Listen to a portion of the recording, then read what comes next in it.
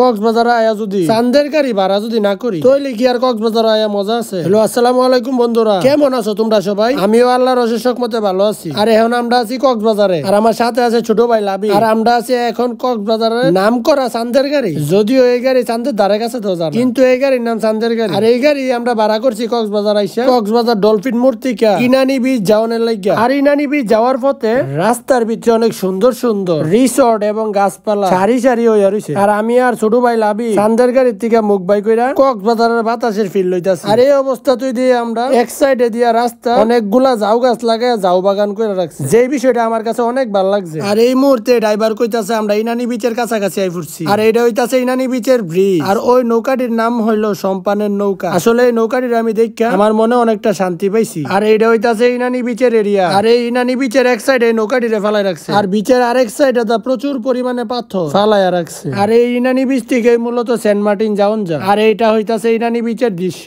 আর এখন তো আমি ছবি তুলছি না, ছবি তোলার লাগা আজকের ব্লগটা শেষ করে দিই। আল্লাহ হাফেজ।